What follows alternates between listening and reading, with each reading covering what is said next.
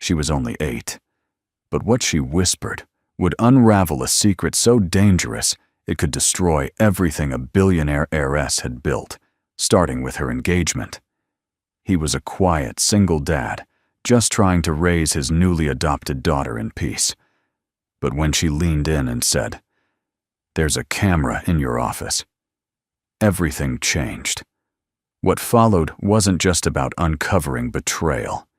It was about courage, second chances, and the quiet miracle that happens when someone finally chooses to listen.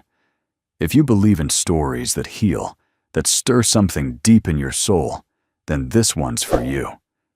Make sure to subscribe and tap the bell so you never miss the next story that could stay with you for life. Now, let me take you to the moment that little girl whispered the truth. New Orleans in February was a kaleidoscope of color music and masks, especially during Mardi Gras. Beneath the shimmering beads and rhythmic drums, the city pulsed with life. But for Dean Holloway, the celebration was more noise than joy.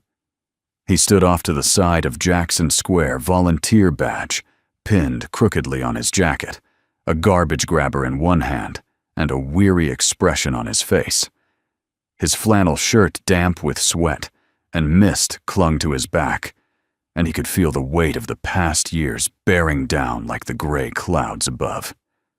A jazz float rolled by, spilling brass and laughter into the crowd. Dean was scanning the crowd absently when he noticed her, the little girl standing far too close to the edge of the viewing platform. She couldn't have been more than 8. Blonde hair braided tight. An oversized coat swallowed her frame. She looked like she was searching for someone, maybe calling out, but no one seemed to notice. Then it happened. A sudden jolt in the crowd. A surge forward. A group of teens laughing too hard shoved toward the barrier. The little girl lost her footing, tumbled sideways, and disappeared through the gap under the bleachers. "Hey!" Dean shouted, already moving. He dropped the grabber and sprinted toward the edge. People didn't register what had happened until he was already there. He dropped to his knees and shoved his shoulder into the narrow opening beneath the stage platform, just in time to see her caught beneath a support beam, struggling to crawl backward, her leg pinned beneath her. Above them, the parade float was rolling forward. A fully loaded speaker rig mounted on steel wheels followed inches behind. Dean didn't think. He didn't hesitate. He dove in headfirst, scraping his arms and chest against the concrete as he dragged his way toward her. "Hold on," he gasped. "I've got you." The float was so close now the thunder of bass seemed to shake the earth. He wrapped his arms around her small torso and rolled hard to the side, just as the wheel passed where her head had been a heartbeat earlier. For a few moments, there was only the pounding of music and the faint scent of oil and metal. Then, breath. Her breath. And his. "You okay, Dean?" asked, voice hoarse. She nodded. Her lip quivered, but she didn't cry. Instead, she leaned in close, pressing her lips near his ear, and whispered, "There's a camera. In her office. It's blinking red. All the time." Dean froze. It was an answer to a question no one had asked. "What do you mean?" he asked, pulling back slightly to look at her. But the girl only blinked and shook her head like she hadn't said anything at all. By the time paramedics arrived and led her off for a checkup, Dean stood behind, puzzled and scraped, watching her disappear into the crowd with a social worker. He didn't know it yet, but that little whisper would be the first crack in the wall he'd built around his life. 3 hours later, Dean stood in front of a small white house, tucked just a few blocks away from the French Market. A swing creaked in the breeze. The porch light flickered once he then steadied. Inside, Vivian Drake was plating dinner. Her auburn hair was twisted into an elegant low knot. She looked up when he stepped in, smile soft and ready. "You look like you got trampled by a marching band," she said, setting the plates down. Dean rubbed the back of his neck.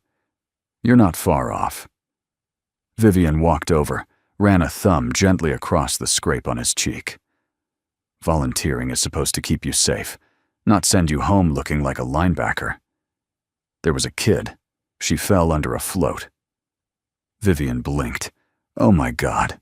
Is she all right? Yeah. Fine.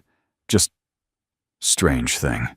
He didn't elaborate, but her eyes narrowed slightly. She was always tuned into undercurrents. She said something. When I pulled her out, Dean said carefully. Something about a blinking camera in her office. Vivian smiled, but it didn't reach her eyes.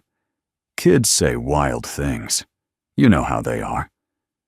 Dean nodded, but a flicker of something stirred. He didn't tell her that the way the girl had whispered it felt deliberate, like a warning, not a child's rambling. He took his plate to the dining table and sat. Vivian joined him, pouring wine into her glass. Speaking of offices, I talked with a few of my old contacts today. There's an investor interested in your old algorithm. Might be the break we need. Dean stabbed a piece of chicken. I told you I'm done with all that. I know. But Dean, this could give Maisie a real future. You've been trying to adopt her for months. Judges want financial stability. This is it. Maisie. The name sent a ripple through him. That little girl, the one he'd pulled out from under the float. He hadn't told Vivian yet that she was coming to stay with them, at least temporarily. The placement agency had called just yesterday, said they had no one else, that she needed someone stable, someone calm. And he had said, yes. He glanced up at Vivian. There were things he loved about her. Her energy, her competence, her unwavering charm. But sometimes, just sometimes, there were moments like now when he couldn't tell what was behind her eyes. And that whisper, it wouldn't leave him. Maisie Ray didn't say much the first night she arrived at Dean Holloway's house.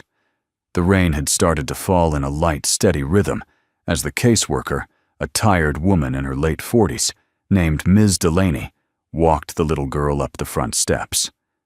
Dean opened the door with a hesitant smile, stepping aside to let them in. Maisie clutched a faded blue backpack to her chest and looked up at him with eyes far too old for 8 years. This is temporary, Delaney said gently, though her voice was clipped with exhaustion. A few weeks until we find something permanent. But she needs somewhere quiet, somewhere safe. Dean nodded.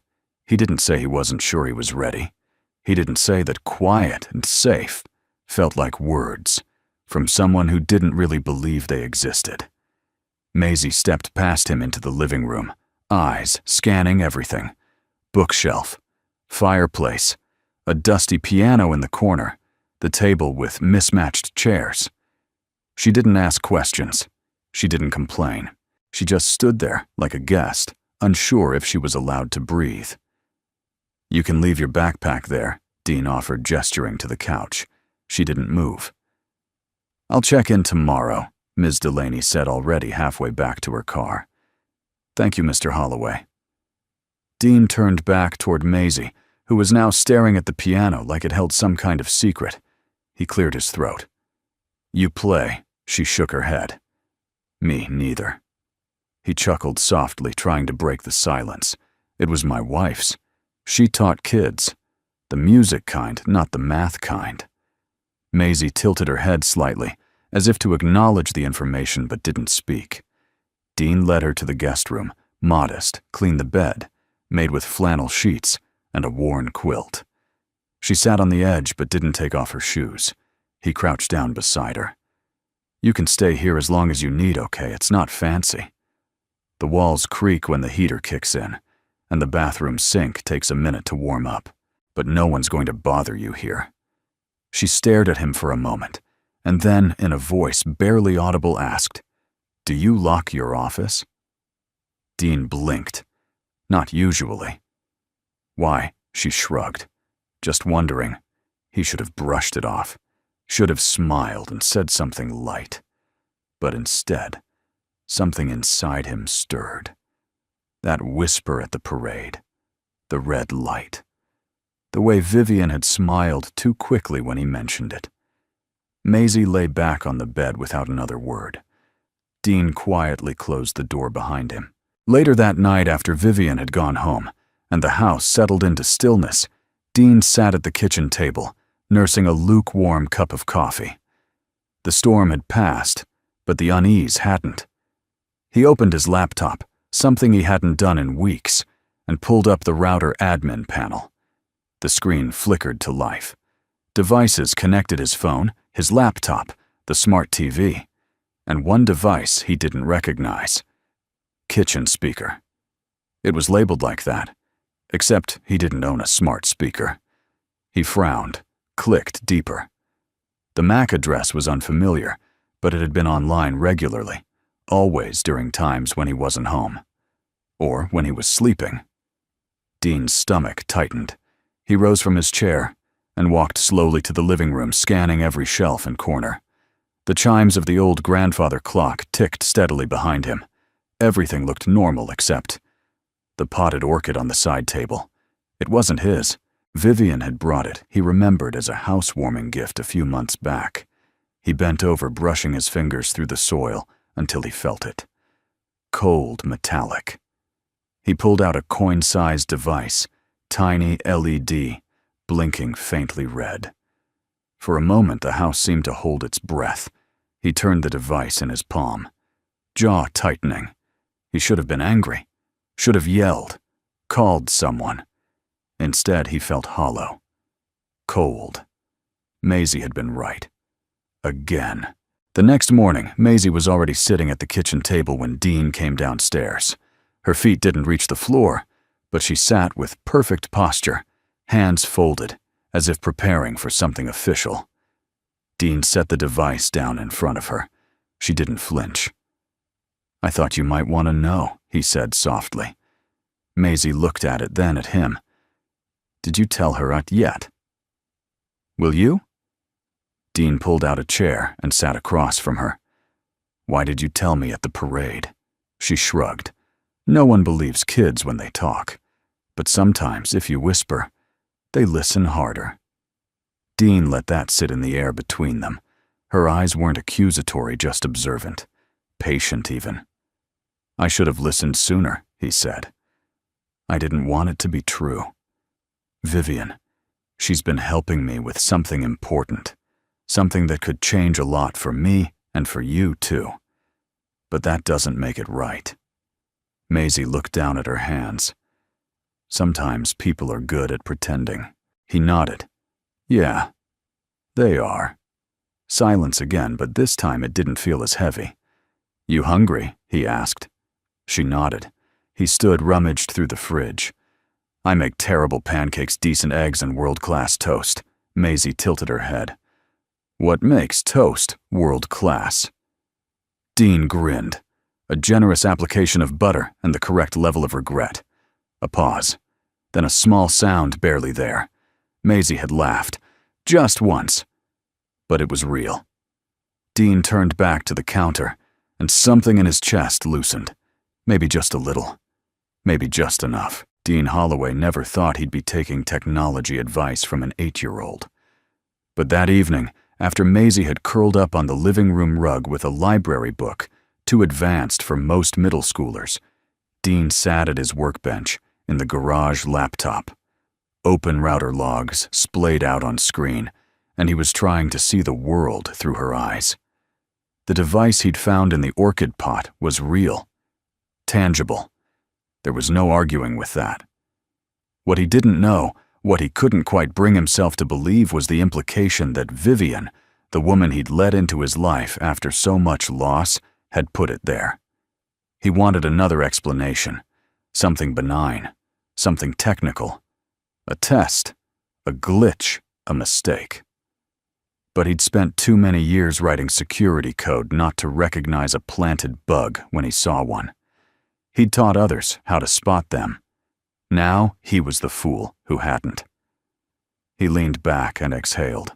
The walls of the garage smelled faintly of oil and cedar. His late wife had always wanted to turn this space into an art studio. Instead, it had become a graveyard of unfinished projects and things he couldn't quite part with. A dusty toolbox, an unused telescope, a broken camera that no longer took pictures, but somehow still remembered every photograph. He clicked back to the device's access log. It had transmitted short bursts of data 3 times a week, always in the early hours of the morning, always to the same remote IP address.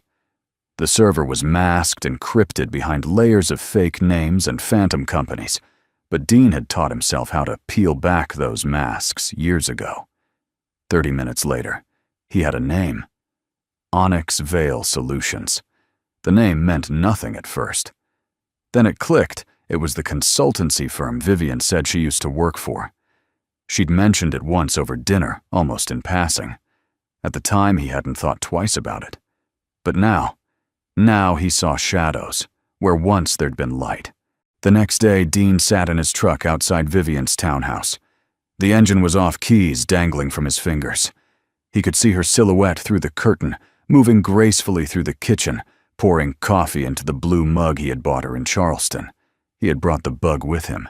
It sat in a plastic sandwich bag on the passenger seat next to his phone, and a post-it note with 2 sentences written in block print. Maisie was right. You lied. But he didn't move. His hand tightened around the steering wheel. He thought of her smile, her laugh, the way she had once fallen asleep with her head on his shoulder during a rainstorm. He thought of how she had brought Maisie a new backpack before even meeting her, how she had said she was excited to help him be a father again. Had that all been calculated? Had any of it been real? A knock on the driver's side window startled him. He turned to find Mr. Lionel Hayes, his quiet, silver-haired neighbor and part-time handyman, peering in with an inquisitive look. Dean rolled the window down. "Morning." "You've been sitting here for a good 15 minutes, Lionel said, not unkindly. "You waiting for a sign from heaven, or just rehearsing what to say?" Dean half laughed, half sighed. Somewhere in between. Lionel tapped the roof of the truck. "Come by my porch later. I've got something you might want to see." Before Dean could ask what the old man had already turned and started hobbling back toward his house, cane clicking against the pavement. Dean looked once more toward Vivian's window. The curtain had shifted. He turned the key in the ignition and drove away. That afternoon, Dean found Lionel sitting on his porch with a thick folder and a cold root beer. "I worked IT security for over 30 years, Lionel said, handing over the folder. "Back when encryption was still something you did with padlocks." Dean opened the folder and saw pages of logs, device ID numbers, printouts of screenshots and notes in tiny, meticulous handwriting. "I've been watching that house across the street," Lionel continued.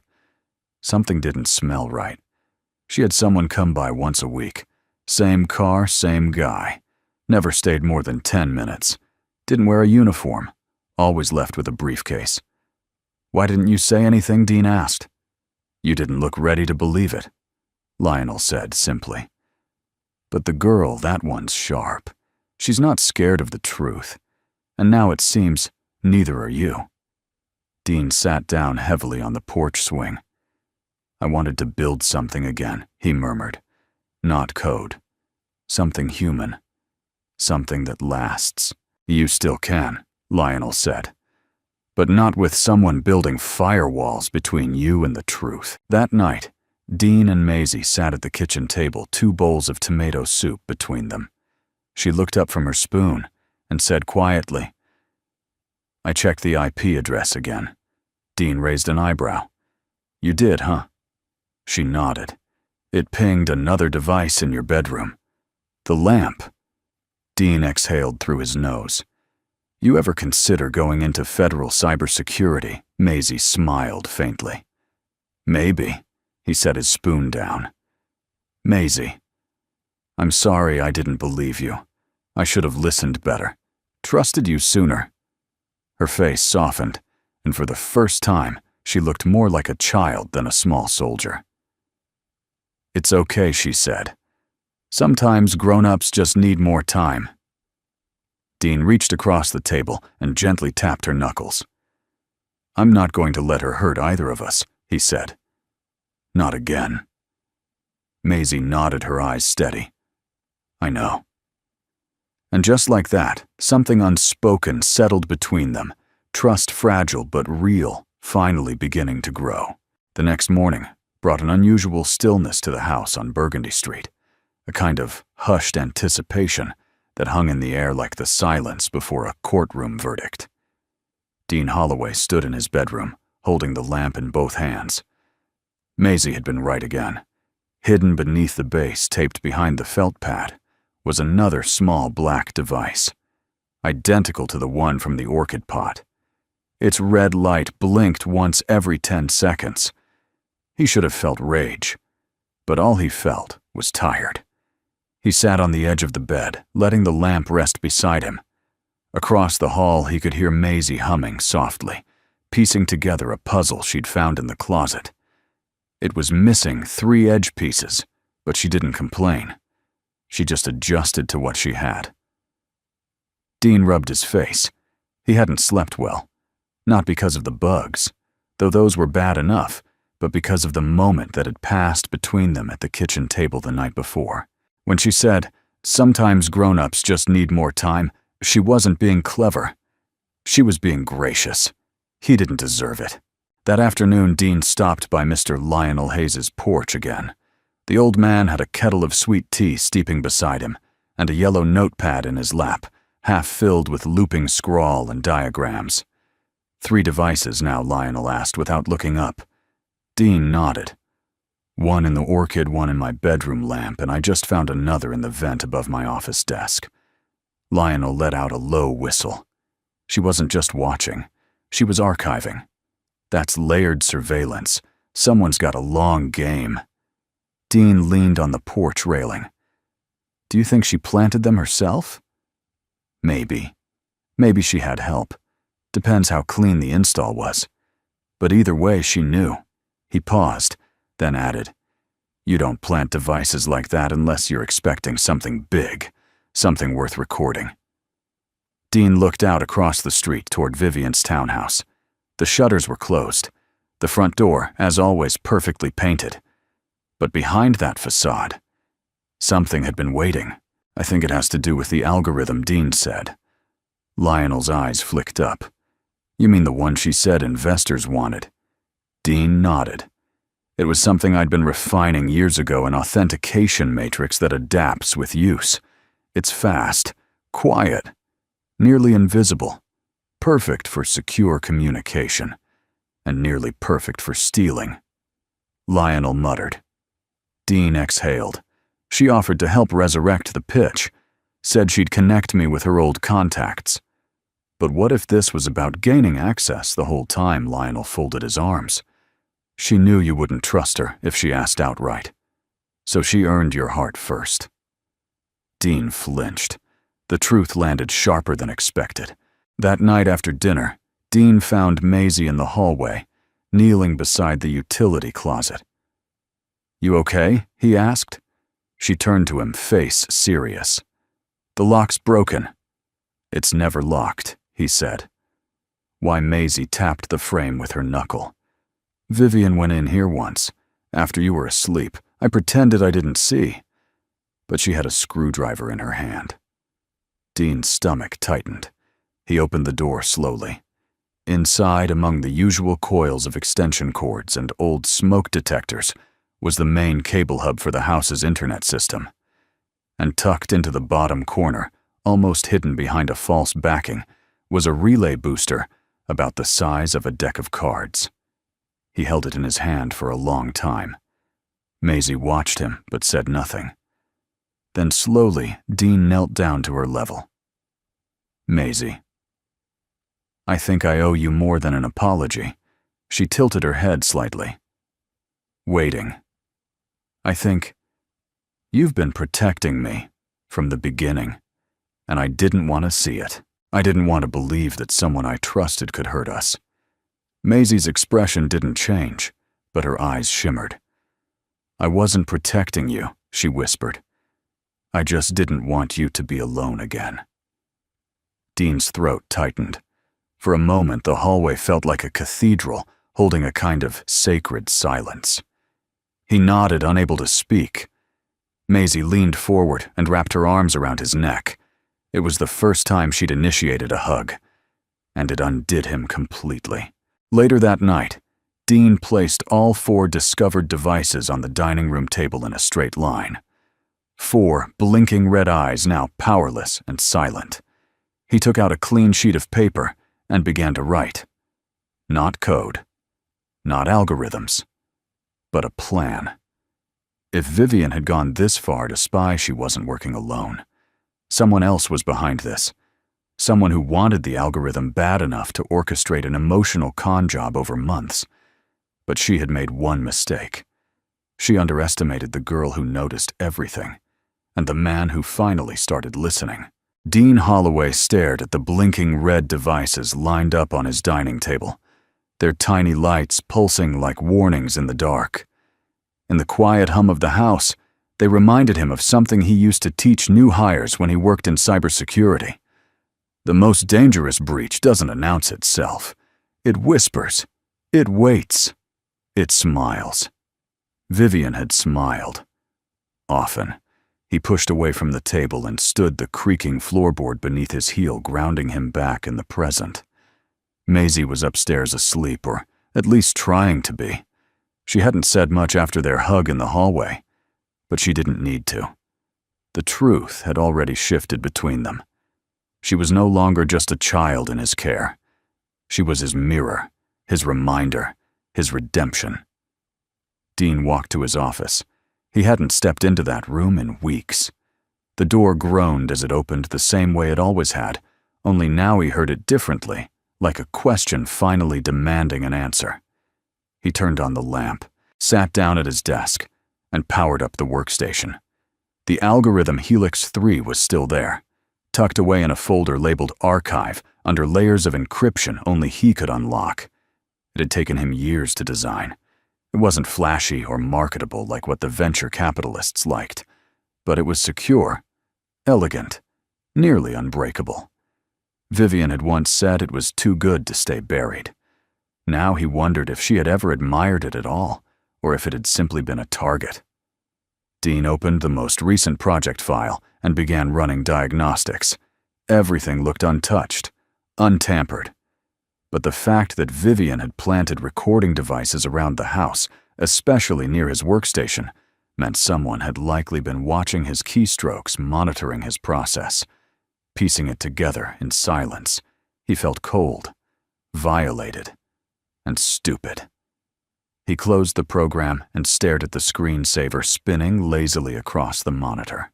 Then he leaned back, folded his hands, and let the anger come not as an explosion, but as a slow, bitter ache in his ribs. The next morning, Vivian came over. She arrived with a smile and a croissant bag from the French bakery on Royal Street, like nothing was wrong. Like their life was exactly as it had always been. Dean opened the door, let her in, and waited. "Coffee?" she asked, setting the bag on the counter. "I already made some," he replied, voice flat. She poured herself a cup and turned eyes scanning his face.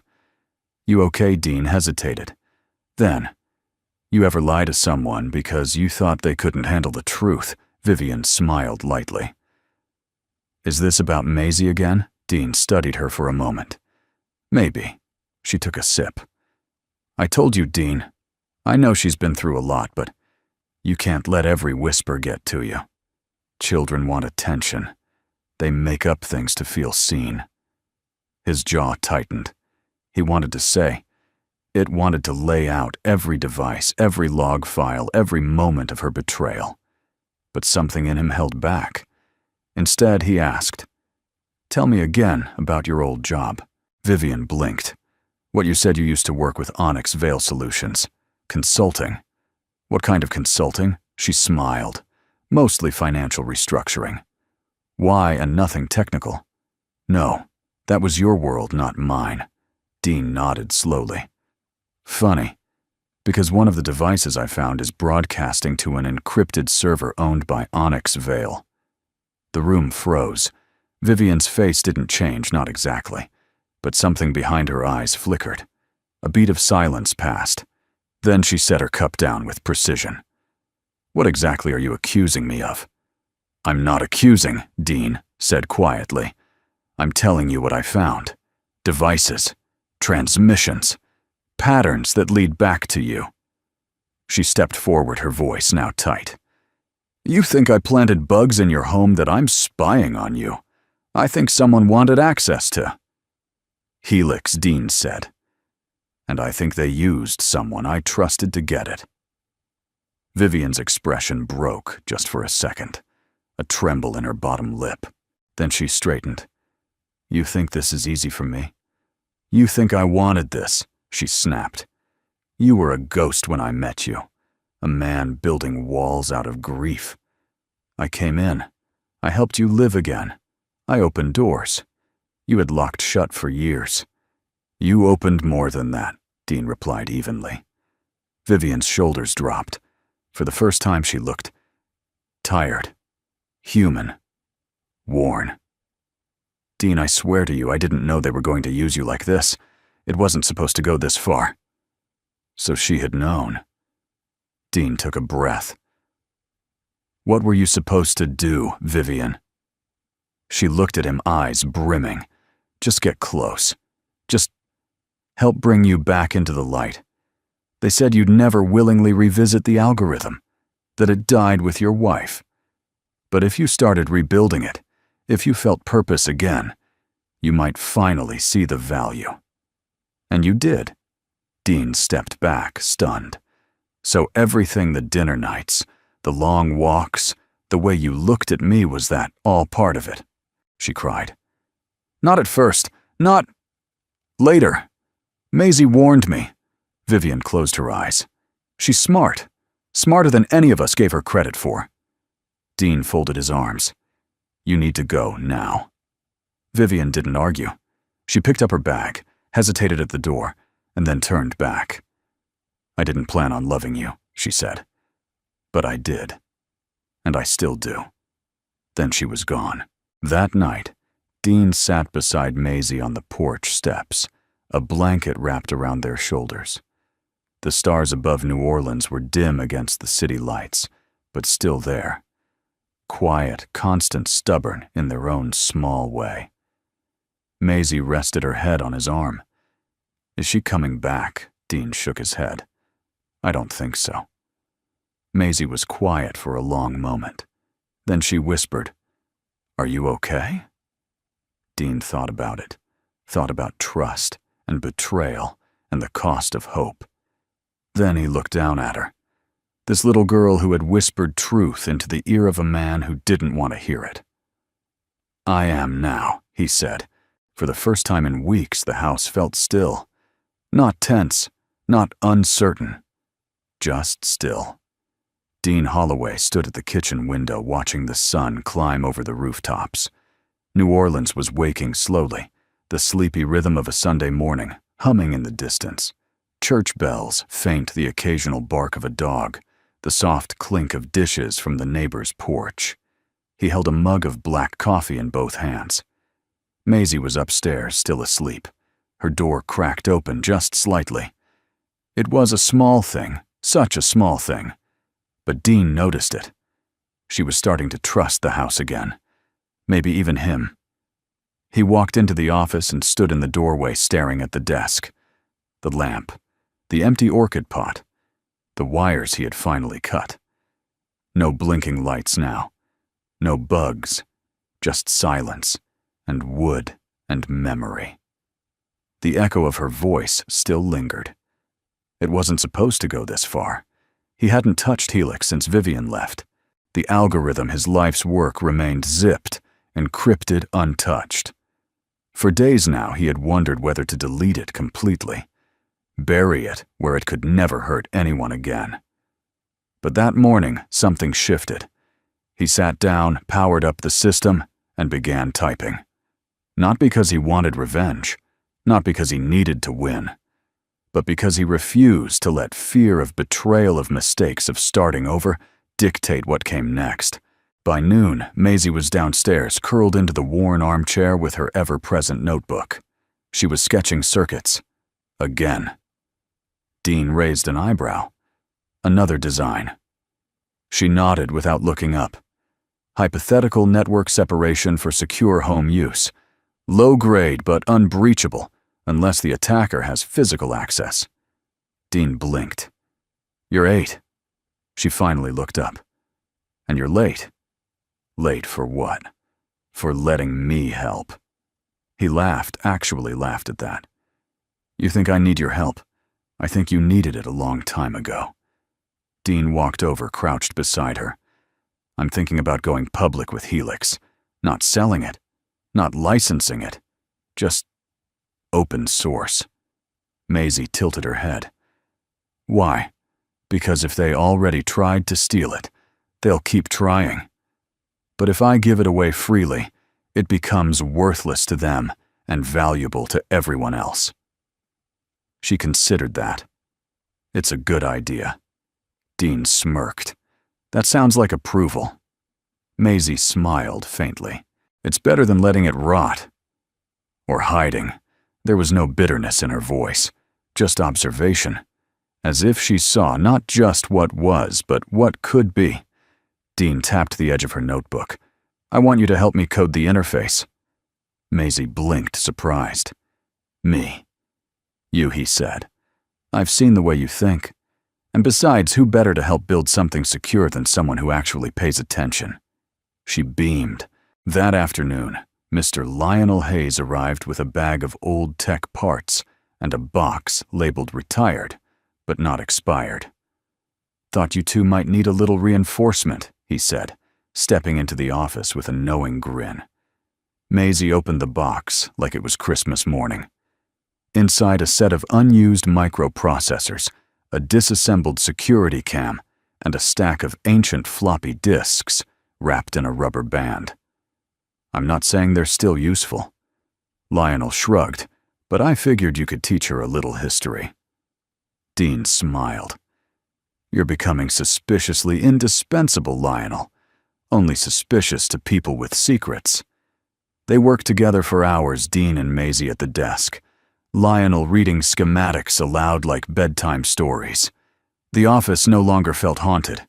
It felt lived in, like a lab, like a home. At one point, Maisie paused, pencil midair. Dean looked up. "What is it?"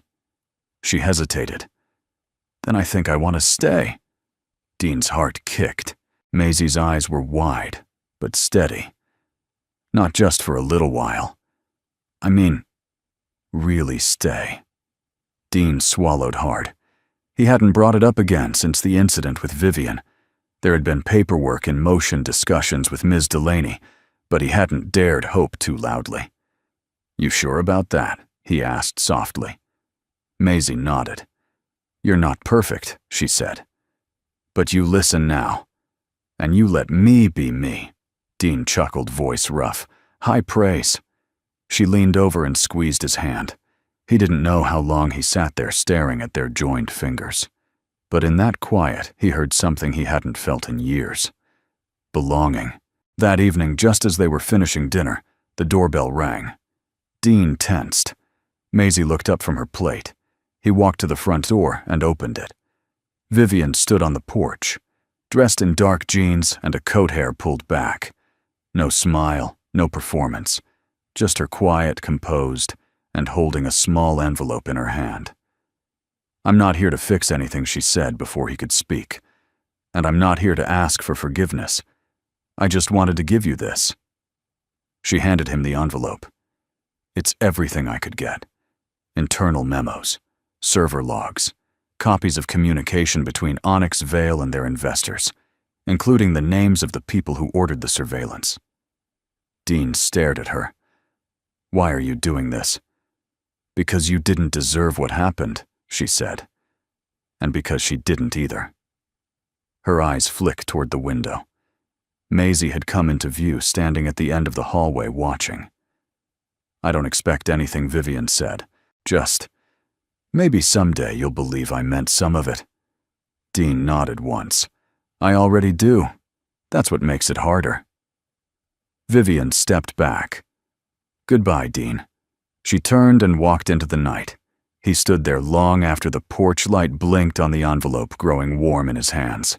Later, Dean sat beside Maisie again, this time at the foot of her bed, as she flipped through her sketchbook. She didn't ask who had come to the door. She didn't need to. Instead, she pointed to a page and said, "That one's called Echo Lock. It shuts off power to any device the moment it senses a security breach." Dean grinned, like a trapdoor for technology. Maisie smiled. Exactly. He leaned back against the headboard. For the first time, the house felt like it belonged to them both. Not a shelter, not a stopgap, but a beginning. And in the hush of her room, in the quiet of repaired trust, he heard it again. Not the echo of betrayal, but the first notes of something new. Dean Holloway stood in the center of the living room, a cup of coffee cooling in his hand, staring down at a structure that to the untrained eye looked like a chaotic pile of colored plastic. To Maisie, it was architecture. To Dean, it was brilliance in disguise. The Lego build stood nearly a foot high on the coffee table, a square base, thick walls, little towers, with blocky protrusions that at first seemed decorative. But if you looked closely, they mirrored a logic flow. Color-coded layers marked sequences. The red bricks weren't just accents, they represented fail-safes. The green were data verification routes. The blues marked encrypted handshakes. The whole thing was code. Physical code. He let out a low whistle. You built an encryption sequence out of Legos. Maisie looked up from where she was crouched on the floor, proudly rearranging the yellow bricks that formed a crude firewall. I built a decoy, she said. It looks like Helix, but it's not. It's just convincing enough to fool someone who doesn't know how to ask the right questions. Dean sat on the edge of the couch, eyebrows raised. This is what you think about after homework. She shrugged. It was either this or reading more about dead presidents.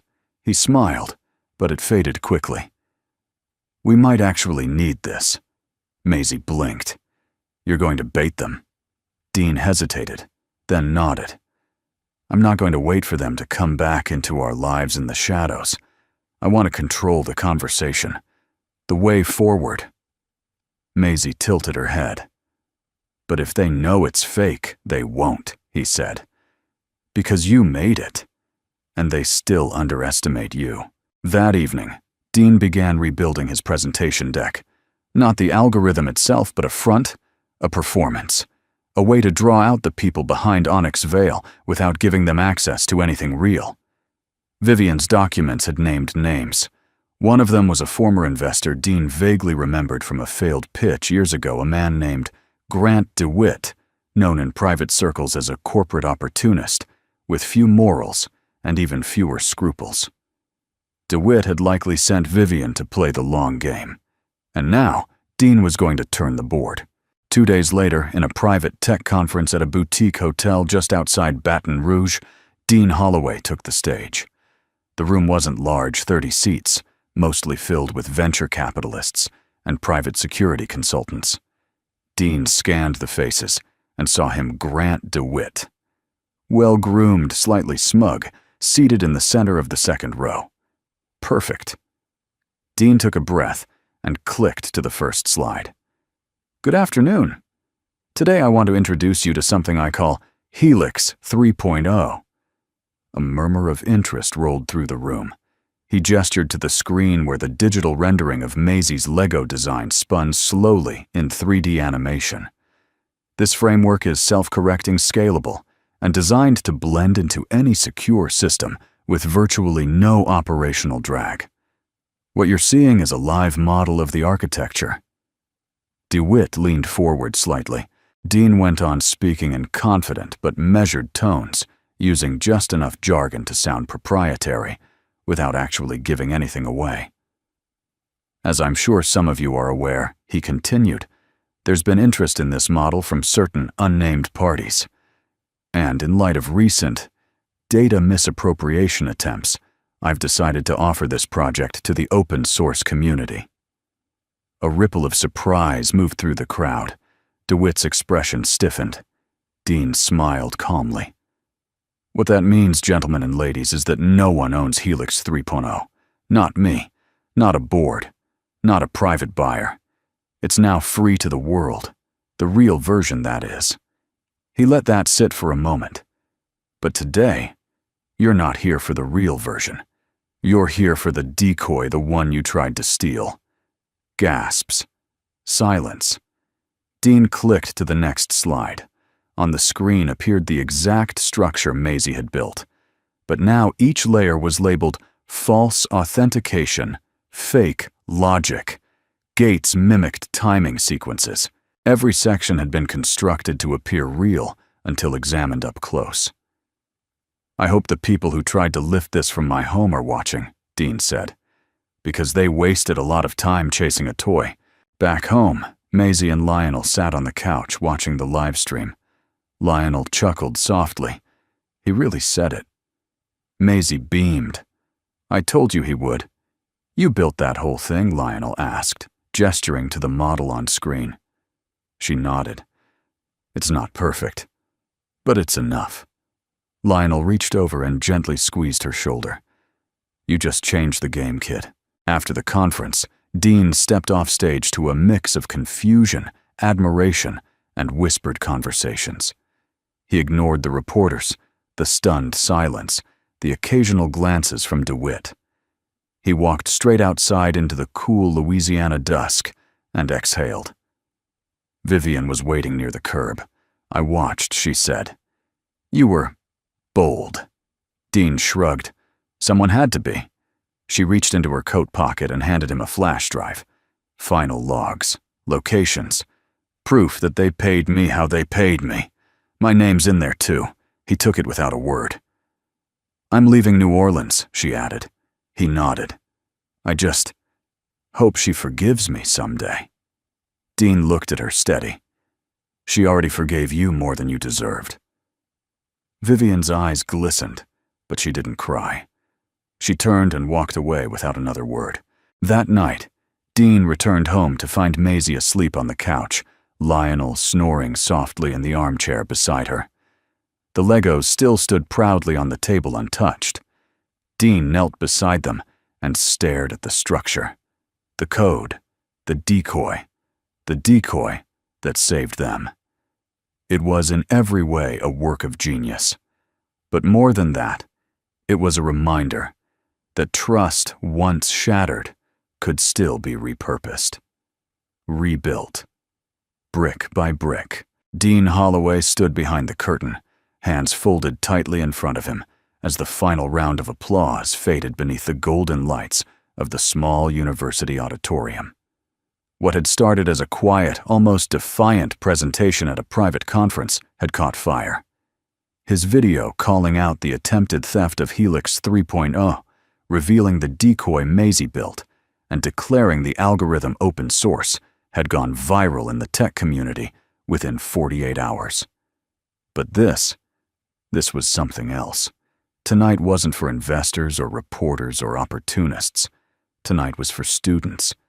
For kids who'd been told their ideas weren't worth much until someone in a suit said otherwise.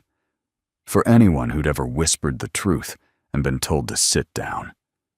Dean adjusted the lapel of his jacket and looked at the girl standing beside him. Maisie was in a navy cardigan and canvas sneakers, a small mic clipped to her collar. She was quiet, but she wasn't nervous. She never had been, really.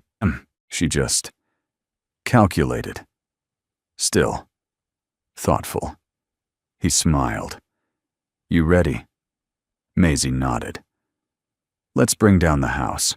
On stage, the MC introduced them to the audience of high school robotics clubs, college programming majors, and a few curious professors in thick glasses and creased shirts. Dean stepped forward first. Thanks for having us, he began. Voice even. My name's Dean Holloway.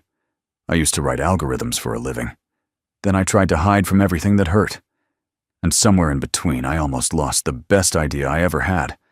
Not the code, but the people around it. He turned to Maisie, who stepped up beside him. This is Maisie Ray, he continued. She's 8, and she outsmarted me. Laughter from the crowd. Genuine. Maisie smiled politely, then gestured toward the projected image of the Lego model on the screen behind them. "I built this," she said. "It's a fake version of something real. It's also a message. Not everything that looks advanced is smart, and not everything that looks simple is weak." There was silence for a moment. Then someone clapped. Then more. Dean watched her eyes glassy. She was in her element, and this was her moment. After the event, students crowded around them. Some asked about the algorithm. Some wanted selfies with Maisie. One girl in a wheelchair with pink hair whispered to her, "You made me feel like I can build things too." Maisie didn't say much, but she squeezed the girl's hand. Dean stood to the side and watched it all unfold. For the first time in years, he didn't feel like he was trying to fix something. He felt like something had healed fully, finally, and forever. Back at the house that night, the living room was warm with the smell of kettle popcorn and Lionel's cologne. The old man had insisted on babysitting their neighbor's pug for the weekend and was currently passed out in the armchair with the dog snoring atop his chest. Maisie curled under a blanket, legs tucked beside her, as Dean carried 2 mugs of cocoa from the kitchen. "You didn't just bring down the house," he said, handing her a mug. "You rewired it." Maisie smiled, eyes twinkling. "You were good, too." "I rehearsed. You didn't have to. You told the truth. That's enough." Dean sat beside her. "You think the truth always wins," Maisie shrugged. "I think it has better odds when someone listens." Dean leaned back, exhaled. "You've changed me." Maisie didn't respond immediately. Then softly, "You let me." The next morning brought a surprise. A letter from the court. Dean opened it with steady hands. Inside a single page, confirmation of permanent guardianship. His name. Maisie's name. A stamped seal. Legal. Official. Undeniable. He didn't cry. He just walked into the kitchen, folded the letter carefully, and placed it under the magnet on the fridge. Then he turned to find Maisie standing in the doorway. She looked at him, then at the paper. Her face didn't change, but her eyes did. They lit up just a little. "You're stuck with me now," she said. Dean chuckled. "Best upgrade I've ever made." Maisie crossed the room and hugged him, this time tighter. Longer. No hesitation. And Dean held her, as if he had been waiting for this version of forever his entire life. That afternoon, Vivian called. He almost didn't pick up, but he did. Her voice was soft. "Careful." "I watched the event," she said. Maisie was extraordinary. "She is," Dean replied. "She always was." There was a pause. "I wanted to say thank you," she continued, "for not naming me publicly. You had every right." Dean was quiet for a moment. "I didn't want revenge. I wanted the truth to speak for itself." Vivian exhaled. "Well, it did." She hesitated. "I'm getting help, Dean. Not for redemption, for clarity." "I hope you find it," he said sincerely. Then gently he ended the call, and felt nothing but peace. That evening, they took a walk, Dean and Maisie, down to the riverfront. The city shimmered in twilight, the old lamps casting long golden reflections across the water. Street musicians played quiet jazz nearby, the tune winding into the cool air like memory. Maisie stopped by the railing and leaned forward. Dean stood beside her. "Do you think we'll ever be normal?" she asked suddenly. Dean looked out at the river. "I think normal is overrated," he said. "And besides what we've got, it's rare." Maisie thought for a second, then said, "Rare is okay, as long as it's real." Dean nodded. "It is." She reached out, hand finding his. They stood like that for a long time. No blinking lights, no whispers in the dark, just truth. And the quiet curtain of the past, finally falling. The letter from the court had made it official. But it was the way Maisie now left her bedroom door ajar at night, the way she asked Dean to taste her hot chocolate before she drank it, the way she began correcting his code, like she owned it. That was what made it real. Dean Holloway had a daughter, not by blood, by choice, and there was no force on earth he'd trade that choice for. 3 days after the auditorium event, Dean received an encrypted message in his secure inbox. It was unsigned, but familiar in tone. "We don't forget what you took. This isn't over." He read it twice, then he forwarded it to a federal contact Vivian had helped him connect with after her last call, part of her clarity, she'd said. A small gesture toward righting the wrongs she'd been a part of. That same night, a black SUV rolled down the block and stopped in front of the house across the street. Maisie was the first to notice. "Dean," she said from the living room voice, low but calm. "They're back." Dean stepped to the window. 2 men exited the vehicle, plainclothes but alert. One carried a folder, the other a laptop bag. They headed not toward his house, but toward Mr. Lionel Hayes's. He opened the front door just in time to hear Lionel chuckle from his porch. "You boys need better timing." "I was just about to bake something." The older man turned to Dean. "You mind taking Maisie for a bit, of course. Everything okay?" "Nothing a cup of coffee and a few facts can't fix," Lionel said. Then more quietly, "Tell your girl she did good. She kicked a hornet's nest that needed kicking." Dean nodded and led Maisie back inside. "She didn't seem worried," Maisie said. "She wasn't. Lionel's always 5 steps ahead." Maisie didn't reply. She walked over to the chessboard on the side table and moved a rook.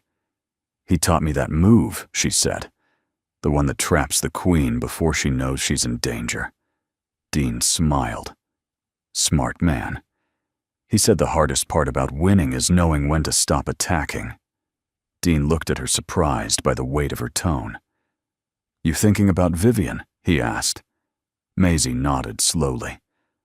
"I keep replaying it in my head," she said. "If I'd said something earlier, or louder, or if I'd ignored her altogether." "Maisie, none of this was your fault, I know," she replied, "but part of me wanted to hurt her back. Just a little." Dean sat beside her. "And did you?" Maisie hesitated. "No," he studied her. "That's what makes you strong, you know. Not that you saw through her, but that you didn't try to destroy her after." She looked up, her voice softer. "Do you think she ever really loved you?" Dean paused, then said quietly, "I think she tried, and I think some part of it was real. But love built on lies doesn't survive daylight." Maisie nodded. "I just didn't want to hate her. I still don't." Dean placed a hand on her shoulder. "Then don't." The next day, Dean and Maisie walked to the corner bookstore to drop off some donations. On their way back, they passed the small park near the riverfront. The benches were empty, except for a single figure seated at the far end. Vivian. Her coat was folded neatly in her lap. She looked thinner, tired. Her posture was no longer that of a woman trying to impress a room, but of someone waiting to be forgiven by no one in particular. Maisie stopped. "That's her." Dean followed her gaze, then said, "You don't have to." But Maisie had already stepped off the path. Vivian looked up as they approached. Surprise flickered across her face, but she stood. "I wasn't expecting," she began, but her voice caught. Maisie looked up at her. "I'm not mad." Vivian swallowed hard. "You have every right to be." "I'm not," Maisie repeated. "But I needed to see your face when you said sorry. Just once." Vivian's eyes filled. "I'm sorry. For everything. For making you doubt your instincts. For using your kindness." For Maisie held up a hand. "Just say it once." Vivian knelt to her eye level. "I'm sorry." Maisie studied her face, then nodded. "That's all she said. I hope you figure out who you are when no one's watching." Then she turned and walked back to Dean. He stood still, heart heavy with something that wasn't quite pain and wasn't quite peace. Vivian watched them go unmoving. Just before they rounded the corner, Maisie glanced back. Vivian raised a hand just once. Maisie didn't wave back, but she didn't look away either. That night, Maisie asked to light the old candle on the mantel, the one Dean's wife had once kept by her piano. Any occasion, he asked, striking a match. Maisie shrugged. Just felt like a night for remembering and letting go. Dean lit the wick. They sat together in the dim room, the soft flame flickering between them.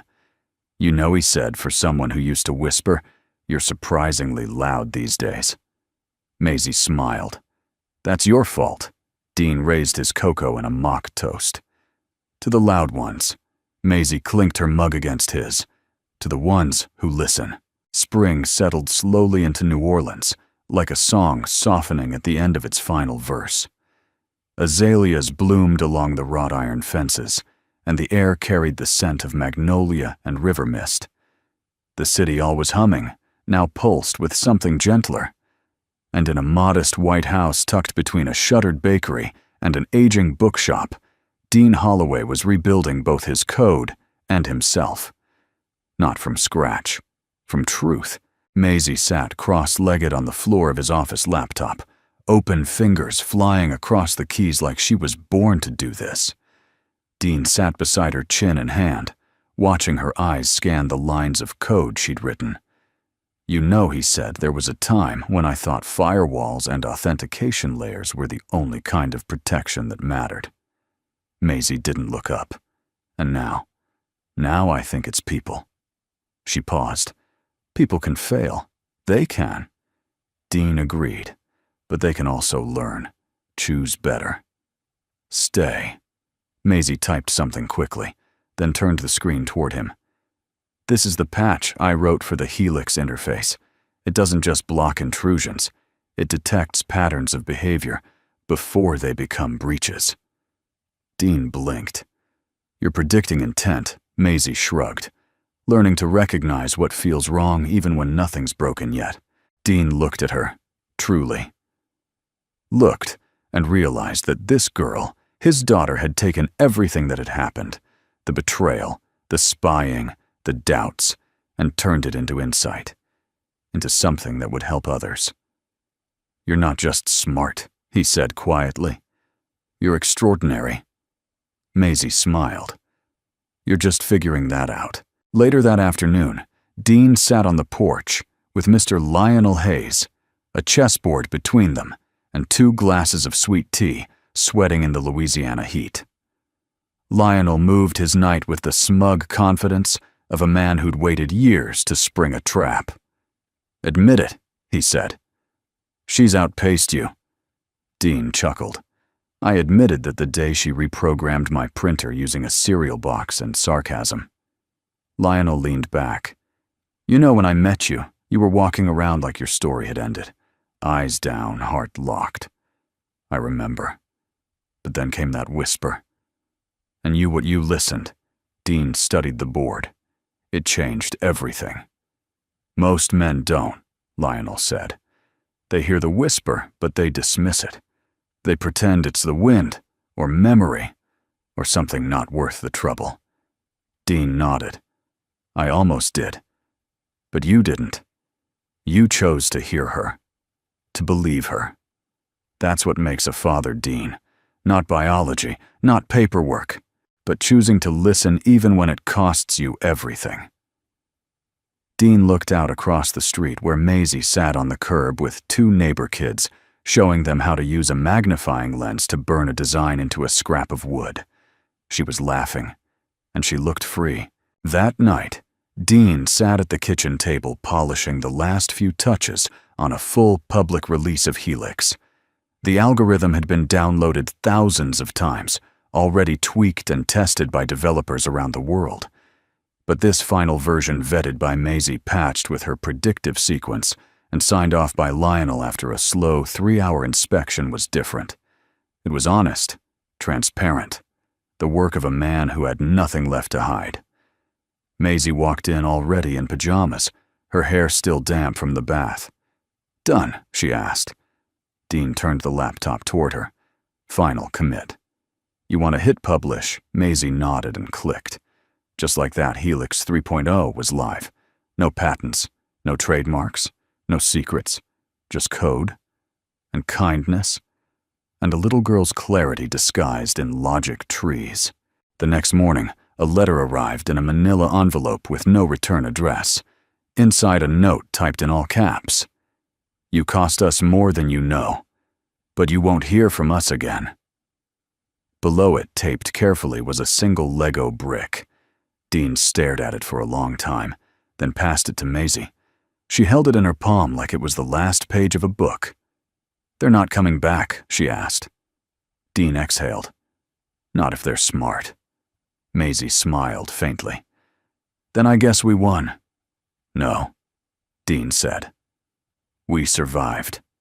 "That's better." That afternoon, they returned to the community tech center Dean had helped revive. A small warehouse converted into a learning hub, soldering kits, stacked in clear bins, 3D printers humming along the walls, and kids gathered around laptops, asking real questions. Maisie led a coding workshop. She stood at the front, dry erase marker in hand, and wrote one sentence on the board: "Good code is a promise." Then she turned and said, "That means it should do exactly what you say it will, just like people." No one interrupted. No one laughed. They listened. Dean watched from the back hands in his pockets, heart full. She wasn't whispering anymore. She was leading. That evening back home, they stood in the backyard under a sky blooming with stars. Dean handed Maisie a small box. She opened it. Inside was a dog tag pendant, silver and simple. Engraved on one side, Maisie Ray Holloway, and on the other, the girl who saw what no one else did. Maisie looked up at him. "It's heavy." Dean smiled. "You've always carried more than most. I just figured now it should shine too." Maisie hugged him tightly, her arms wrapping around him with the kind of certainty that only came from being seen and believed. And in that moment, Dean knew he wasn't the man who saved her. She had saved him. By whispering, and by trusting that one day someone finally would listen. It was quiet. Not the kind of quiet that comes from absence, but the kind that settles when everything is finally where it belongs. The house on Burgundy Street breathed with peace. The office hummed faintly with a background scan. The porch creaked under the morning sun. And in the kitchen, the scent of cinnamon toast drifted through the air like a small celebration. Dean Holloway stood barefoot at the stove, flipping the last slice of bread in the pan. He wasn't rushing. For once in his life, there was nowhere he'd rather be. Nothing pressing. No code to debug. No threats to defuse. No cameras blinking in the dark. Only today. And Maisie. She padded into the kitchen in her mismatched socks hair still half asleep and climbed into the seat at the counter without a word. Dean slid the plate in front of her. Toast as promised. Maisie yawned and blinked at it. "Is this your world-class toast again?" Dean nodded solemnly. "Patent pending." She took a bite, chewed thoughtfully, and gave a thumbs up. "Still a little too much cinnamon," she mumbled with her mouth full. Dean smirked. Perfection is a moving target. Later that morning, they returned to the old church near the edge of the quarter. The community center had hosted its final coding workshop of the season, and today they were unveiling the newly donated computer lab machines, paid for by quiet backers who'd seen the live stream of Dean and Maisie's talk. One of the computers had already been nicknamed the Whisper Terminal. Dean stood near the door hands in his pockets, watching Maisie help a group of kids navigate the login interface. She had a way of explaining things without talking down. She used simple language, clear images. But more than that, she looked them in the eye, listened before she spoke. A boy about 7 years old asked, "What if I mess it up?" Maisie leaned forward. "Then you try again. That's how we learn." He nodded but still hesitated. Maisie lowered her voice. "You know what I did wrong once I trusted someone I shouldn't have. But I learned how to trust myself again. The boy looked at her with the kind of silent reverence usually reserved for astronauts and superheroes. Dean swallowed hard. After the event, as the sun began to dip behind the church windows, Dean and Maisie sat alone in the sanctuary. The pews creaked softly under their weight. A beam of gold filtered through the stained glass, casting color across the stone floor. Maisie looked up at the altar, her voice barely above a whisper. "Do you think my birth parents would be proud?" Dean didn't answer right away. He followed her gaze to the colored light on the wall. "I think," he said, finally, "anyone who knew who you are and what you've done would be proud. Proud. And probably a little stunned." Maisie was quiet for a moment. "I don't remember their faces anymore. Not clearly. Just pieces." Dean placed a hand gently over hers. "You remember what matters." She nodded. "I remember waiting, listening for someone to care." She turned to him, eyes steady. "Then you came." Dean smiled, but it faltered around the edges. "I didn't always get it right." "But you listened," Maisie said. "That changed everything." He looked down at her. "You know I used to think whispers were small things. Easy to miss." Maisie tilted her head. "And now I think sometimes," Dean said, "they're the loudest truth of all." That evening, they returned home as the first drops of rain began tapping softly on the windows. The kind of rain that made you slow down, not rush. The kind of rain that asked for blankets and stories and soft voices.